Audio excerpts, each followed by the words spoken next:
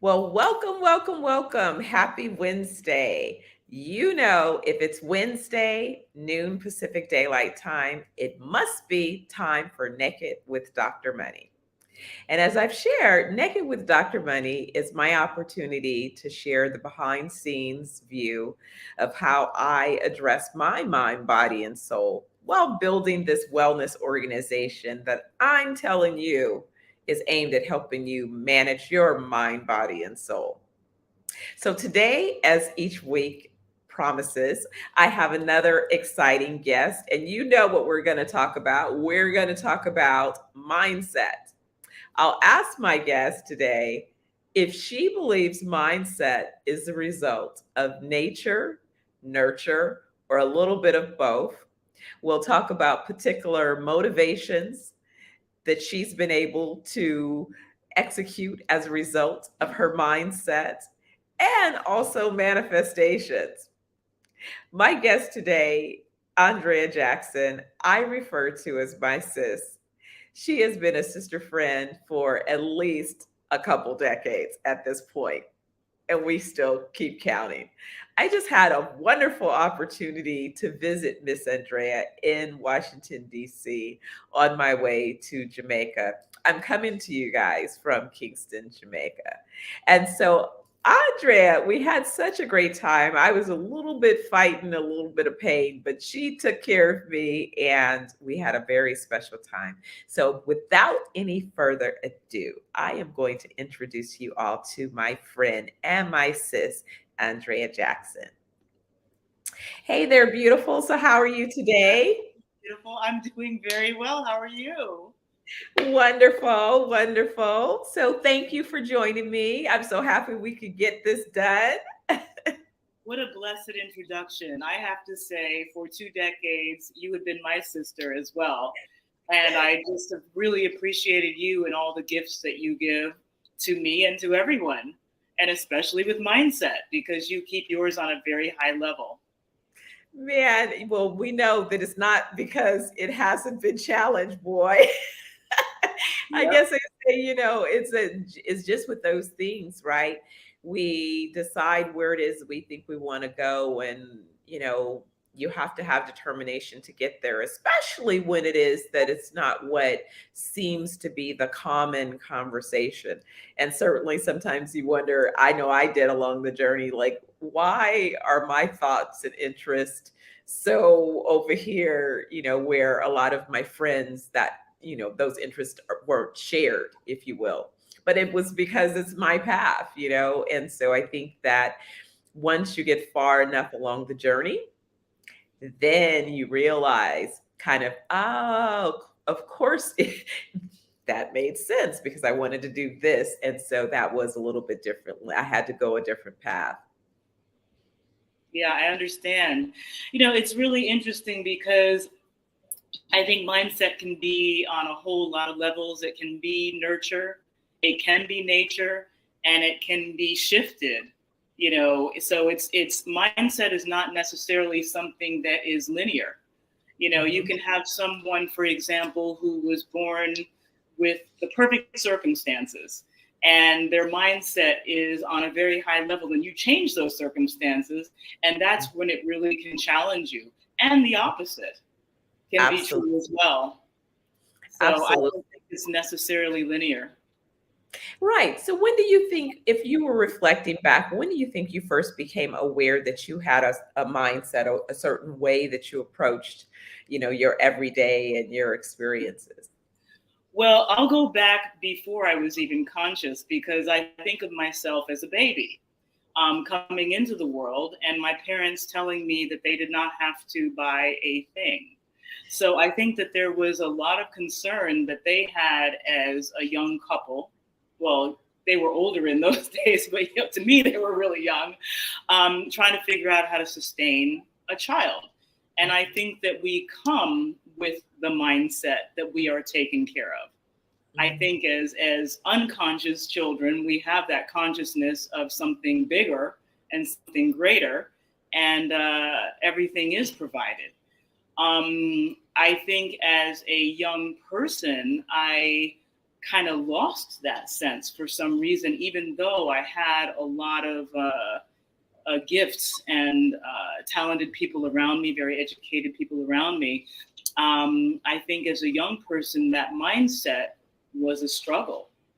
So I have been working on that all my life, even though born into so-called privilege because of the divine, giving everything. Yeah. Yeah, it's very interesting because that's where I think it really is. It's about conscious effort. And I think I recall being determined in my own way. So I would say I remember having a certain nature about myself that seemed to be comfortable in its role of leadership. But I also was socialized to, you know, tone it down. And so I think that there were definitely points along the journey that my inner knowing, or what would have been my confidence, was suppressed because I had been being suppressed. And then there was a point that you start suppressing your own self, right? And you're right, it has been a lifelong journey of work, because, and thankfully I've been able to be around leaders and be able to read the biographies of leaders, of top performers. And what I noticed, that those who gain proficiency in their technical area of pursuit, you also need the equal mental coaching, the emotional intelligence, the other emotional fortitude about, your will to do, because otherwise you still can't be a peak performer. And so I think that that made me be aware, conscious of, I was deliberately doing, and I say I've probably put in, hundreds of thousands of hours of work around building a mindset, around, studying and finding new ways. And so always, something else. Yeah. Absolutely. I'm in Yeah. the service industry, and I've been choosing to wait tables because I really enjoy that. Is that my or is that me? That is me. I'm sorry. No worries.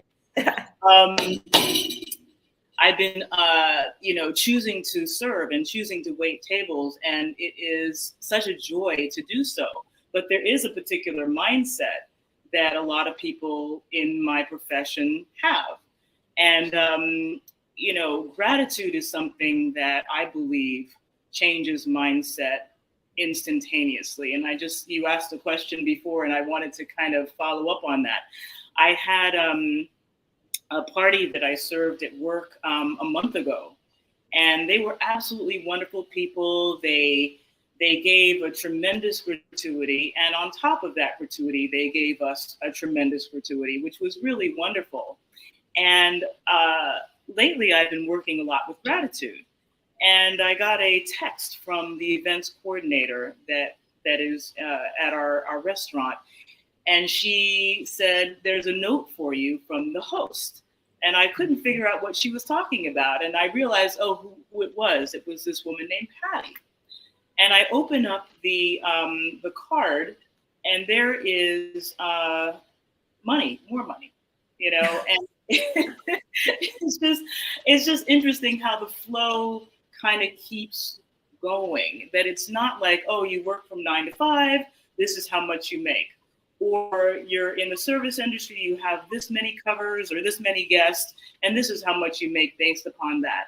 It is mindset, like we were talking about, is not linear at all. It doesn't know any boundaries. It doesn't know time. Mm-hmm. People think that other people are responsible for their affluence or their abundance. But it really is about mindset. And I'm not saying, oh my God, I have this fabulous mindset, because it is work. It absolutely is work all the time. But abundance is constantly flowing. It doesn't matter what is linear. It's a constant. It's always abundant. I find that for years, I really didn't understand a couple things. One, I wasn't able to settle myself to meditate. I couldn't really get there. But now that I have, I'm like, oh my gosh, what a joy, what a blessing. And then the other thing, it was, I didn't understand why they would refer to yoga as a practice. But as I've been building this company and then really sharing what I do, I realized that I had methodologies or practices, approaches to how I would go about things. And I found that of late, really maintaining a daily practice, I said, oh my gosh, it's really like all of those other things that you have that are daily, that you really have to build that muscle daily. And I now really understand why, because there's so much happening around you. There's so many energies, there's so many things that could really take you off your game if you don't if you haven't set your intention.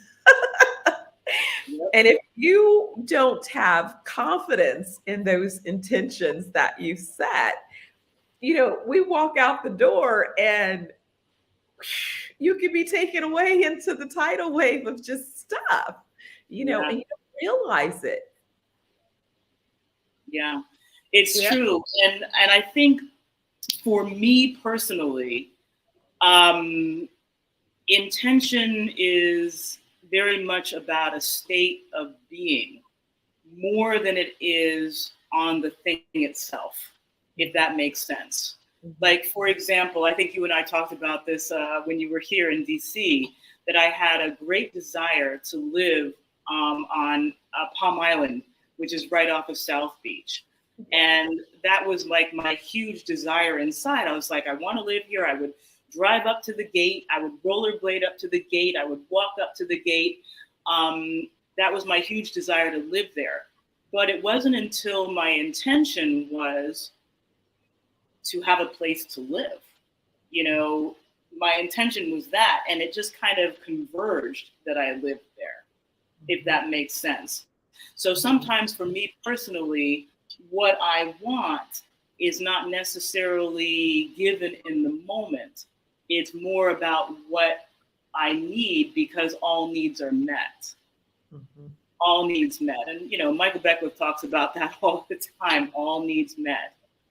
You know, we were talking about the car. Yes. I manifested, I had this car, a photo of a car on my laptop, and I just made that kind of like my screensaver. And it wasn't until my car was totaled, you know, when I was driving down a street where the street ended all of a sudden. And it's like it was dark and it was night. And I was like, what just happened here? But they just didn't complete the street. It wasn't until my car was total and my needs were that I needed a new car that particular model that I was interested in, that need was met, you know. But not just because, oh, boom, you know, here it is. I want this silver BMW. It was more like my car was totaled, and that was the need that was met. So that's just my own experience. Yeah, I find myself, I have to be careful because I think that sometimes when you state something, I have said, I've had to be very clear about it. It's and. Mm-hmm. I'll take that one and the one that I have so that we don't have to replace one. Mm-hmm. Yeah, it's Then that is because I real have had talk. the I have had the experience of manifesting a replacement, and that then means that what you have has to, come into some type of disrepair or malfunction for the replacement. So it's like, no, these days I love on my baby. I love you, baby. Stay good. We are going to add to the family. Clarity is key. Clarity is key. Yeah, but it's interesting because I think that, and I love that you reference Michael Beckwith. I also am a fan of a lot of his work and follow his messaging. But the idea of needs met, because I think a lot of times people feel, what does that really mean? If my needs are met, why then could I be experiencing lack? And I think that what is missing in that understanding oftentimes is where we are at this particular moment had everything to do with thoughts, in the past. So if it is that you want to experience a new tomorrow, you got to have some new thoughts. You've got to set some new intentions. You've got to set some new desires. Because if you don't have a desire, even if it's not a need per se, it could be a want, it's a desire. You still have to say what you want. Because to me, I feel that the energy has no action, nothing to meet if you haven't made any declarations, which is why I'm such a fan of vision boards, really kind of taking time with yourself and thinking about, where are you at this moment? What is it that you'd like to see? I had that experience happen, I think, in 2020, when COVID happened and everything was shut down, and I found myself, Barbados had, advertised that they were giving away year visas. And I remember saying, I want to go someplace that, I could be on an island. I don't want to go to Barbados, but I want to, back to Barbados. I don't want to go back to Barbados, but you know what I mean? So it was like that seed was planted. Had no idea it was going to manifest with a girlfriend. When I was supposed to be on my way to the Carolinas, everything was shut down. So another girlfriend happened to left the West Coast. She was in New York visiting her, and I was in New York. And so she's like, "No, I'm going to Jamaica for a month." So I'm like, "Can I go?" Wow. And doing that allowed me to get back to Jamaica, but to stay for a longer period of time. I didn't know if I could handle being in Jamaica for a month. And that trip turned into 3 months, but it flipped my business model thinking as well, because I kept thinking that I had to build my wellness resorts in the US and then expand to buying islands. I didn't think that I could start from the islands in terms of building the resorts. And this is a much better, plan. This is much more fulfilling to my spirit. I'm in my happy place. And so I can authentically bring forward that happiness and joy, but also the healing, because I'm able to live it, right? But it's interesting how, I guess, those desires, and it was just getting honest with my desires, like, I can do this. I want to do this. I'm ready for this. And bam, Yeah. there you have it. True. Right? That's so true. Yeah.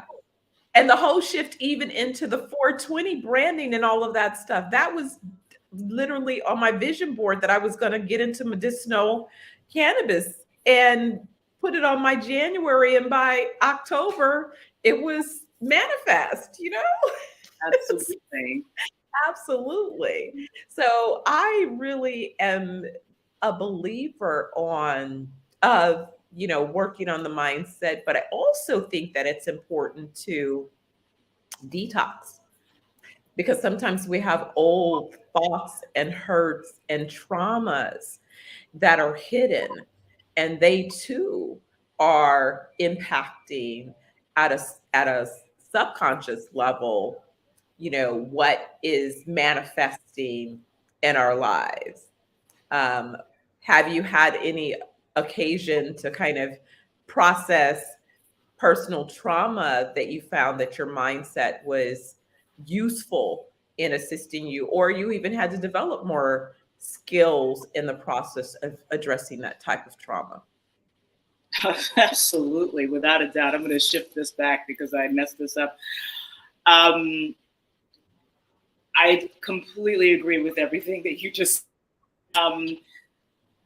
Wow, going back to like the vision board. I think sometimes like visualizing that want can help to release whatever trauma is there, or belief about what it is that you deserve or what it is that you want. Seeing that, I think sometimes we don't realize those underlying things, those underlying beliefs. Like when you see on a vision board something beautiful or something possible, the that we have that's buried below that you were talking about, and sometimes be uprooted. For me, the trauma situation has been family. You know, that is something that I've had to work on, and I still have to work on. And we had a wonderful Father's Day yesterday, and it was so amazing to be with everybody. But for me, in order to sit peacefully and calmly and without, the mind running with family, like, what do they think about me? What is going, has been years of work. And, yesterday I actually was sitting in this wonderful Father's Day brunch and just looking out the window and being okay with looking out the window and not having to entertain, not having to be anything for anybody, but just present. You know what I mean? Yeah. So I think that mindset of presence helps to alleviate a lot of the past discomforts, being in the present moment. That is so valuable what you said, because I realized I was doing an exercise in my own mind because I was thinking about a situation that I had experienced. And what I realized is that that's the memory. Our memories trip us up, because when you're aiming to set a new intention and go forward, that little memory can nudge you and cause you to revisit a place that you've already left. And so it is important to be able to do what you did. I applaud you for finding your peace and just centering yourself and just saying, "Hey, I'm here." And that's all that's required in this moment, is to just be here. And so what can I enjoy while I'm here? I don't have to do anything extra than be. And I think that that would be valuable. A lot of times families have different dynamics. In fact, that's some of the work that we're planning to do, is family reconciliations. I have, intentions with my own family members that, we're on different pages, right? And hoping that we can find a way to bridge some of the gaps, because the thing is that you only have whatever seasons you have. And, it goes by. And so you're really missing the most important things, oftentimes being caught up in things that really, at the end of the day, really don't matter. It really, and it's already over. There's nothing you can do about it. That was yesterday. So what, right? It's kind of like that whole landmark stuff where it's like something happened. You made it mean something. Now you're behaving like, no, something And the happened. same with epigenetics. Right. People are so caught up in DNA and thinking, oh, my family's history is this, or my DNA is that. And now science is coming to realize about epigenetics. It can be mental, it can be physical, cellular, the whole memory thing. Absolutely. So the best thing that you could do for yourself and for everyone around you is live your best life each day, right? Set an intention to have a fabulous day, because that's really all you got. That's all you got control of in that moment. And if you're blessed to close your eyes and wake up again and get to do it again, still set a new intention, for the outcome. You just said about closing your eyes, and you were talking about meditation before. That closing the eyes and taking that quick moment with meditation can be the reset as well. It can. It's so funny you said that. So I've been healing from this nerve injury, and it's really caused me to have to calm down. I couldn't work. I couldn't be too engaged. But I had attended an event last week with one of my colleagues and mentees, entrepreneur that I've been working with. And so he was like, well, you're going to come with me. And I said, I'm literally here to be your coach. I'm not going to be engaged. Of course, there were some opportunities that I did have to slightly engage in, but I'm just going to be here. And it was so fantastic, Andrea, because like you said, I got to float and just give. I said, I'm just going to be on giving love mission. And all I did was give love to the people working, the security, just walking around giving love. Those people had so much fun with me. I know. Yes. It was so needed. They were just, it was like everybody was just like, it was like a Dr. Money Love Fest. Yeah. And it reminded me of why this self-love and why this is so important, and you just saw them light up, just standing to be present with each person. Oftentimes we get, you're in the hustle and bustle. Put the phone, put the gadget down. Be present to the human beings who are in your midst. Acknowledge them. Take a moment. It's such a gift. And the funny thing is, it's not even about the gift that you're giving them. It's the gift that they're returning to you. That part. Yeah, that part. Because that's the gift that you're giving to yourself too. Self-love, Mm-hmm. right? Yeah. So what I realized is as I became really determined about what I wanted to experience on my daily journey, like I realized a week ago, I was doing the work that I've been doing and discovered that I had moved into the love vibration. And that's a high vibration. And I'm so happy and honored to be there. It's like, oh my God, this is where I am. So you mean I get to be here and go forward, the rest of my tomorrows from this place with the things that I know and the things that how I know to be. It's like, wow, that is absolutely heaven right now. That is heaven. That is right now. Absolutely. And it's just, sometimes you go, well, how did I? And it's like, well, it was the work, it was building the muscle along the way. And then it's recognizing that it's a daily practice because it is really daily. It is.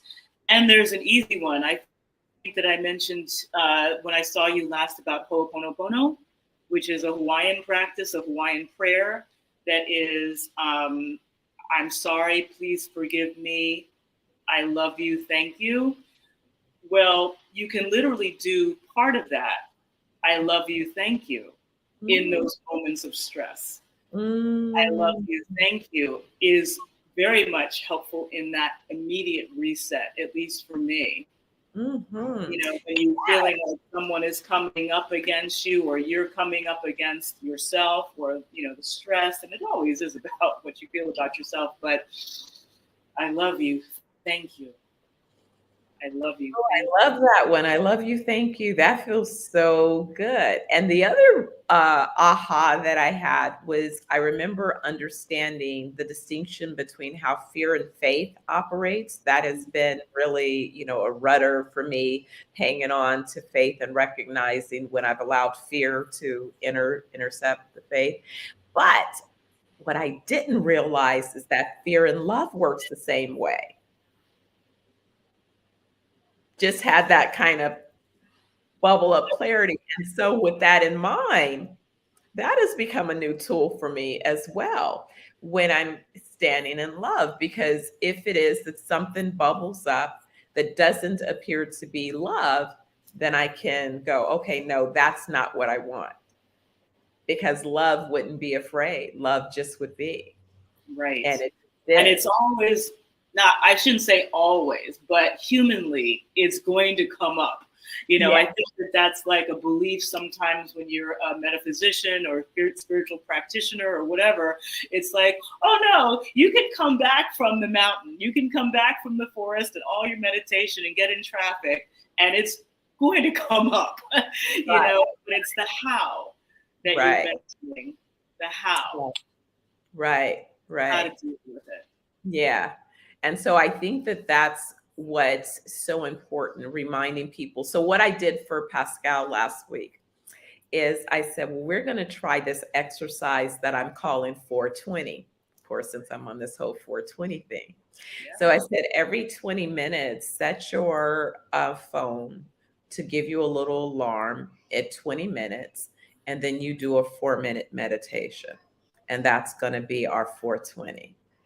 And so as he was, because he was engaging really at a different level at a conference for the first time, and I was really pushing him to make particular contacts, to step out of his comfort zone. And sometimes, you have a little anxiety, when you're doing that, but he saw quickly he was willing to be coached real time. And so as I gave him each pointer, he immediately adopted it, and he saw the outcome. But those moments, he was like, I'm so glad you gave me this idea, this kind of 420, because I said, go think about your daughter, go just imagine giving her a mental hug and see if that brings you some calm. And it worked, and it was like, oh my goodness, this is what we have to do. We have to do this to, I think, plant that hedge of love around us when we're out there in the environment. I think that's what it is. Yeah. Sometimes people will think, well, how the heck will I have the time to do all of that? But literally, we're on our phones for 4 minutes minimum every 20 minutes. Exactly. So, Exactly. Exactly. And the thing is once you, like with anything else, as you begin to receive the benefits, no one has to convince you that part. You're like, okay, I got, yeah. It's like you start working out, and in the beginning it's hard to get that routine, but once you start getting in the groove and you start feeling the benefits, it's you keep going, right? Because even like I would always tell Sterling, let me work on the first part of my body that's the strongest so I can see some little results, because all I need to do is see one little muscle tone or something, and then I'm committed now. It is a muscle. It is a muscle. Yes. And if you haven't even started the workout, you won't know the benefits.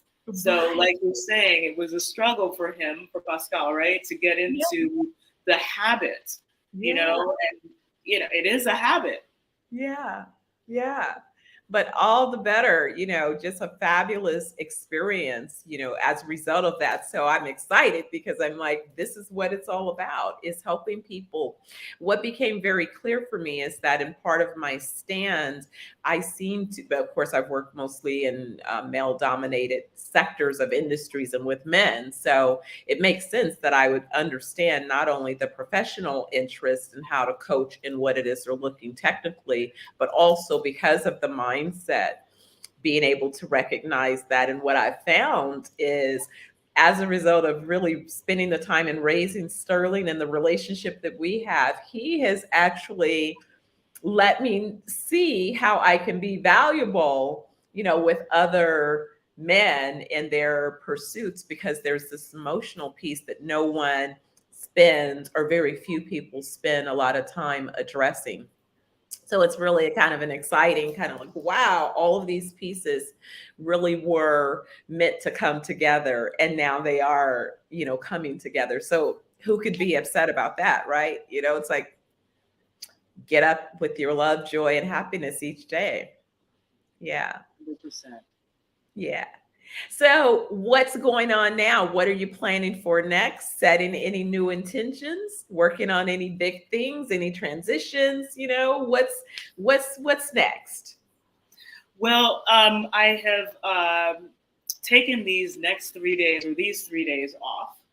And so Monday, Tuesday, Wednesday, I've been doing a lot of 6 days. And so I know this is like food.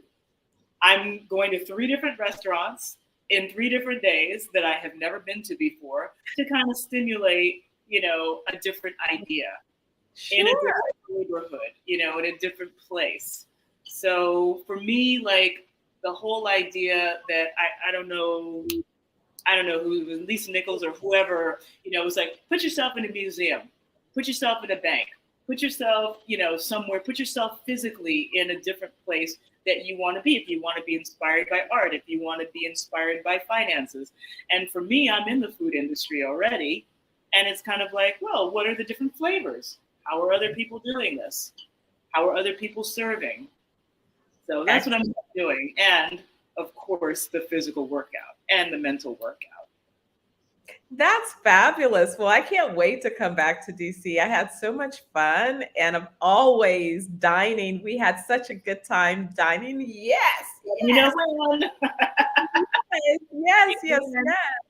Yes. And so you and I are also going to be meeting up in London soon. So we need to I follow up. know. Yes. I was just talking with somebody last night. They're like, "When are you going?" I'm like, "Oh my gosh, it's June already." Yeah, Yes. September Yes. is rolling up. Yes, we are working on those details. So a lot of follow up, but thank you so much for joining me for this episode of Naked with Dr. Money.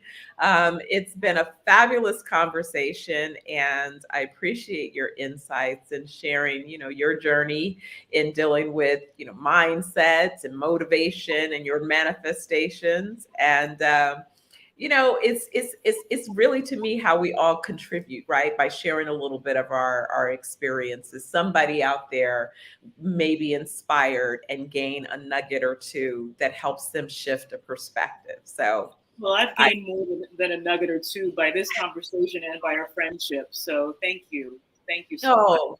Absolutely. Well, I'll see you soon. Okay. And take good care. You too. All right. Well, everyone, I want to thank you again for tuning in to another episode of Naked with Dr. Money. Remember, if it's Wednesday, noon Pacific Daylight Time, then it's time for Naked with Dr. Money. I hope that you'll take the time to be good to you. Give yourself a big old hug for me, and I'll see you next week. Be well. Signing off, Dr. Money.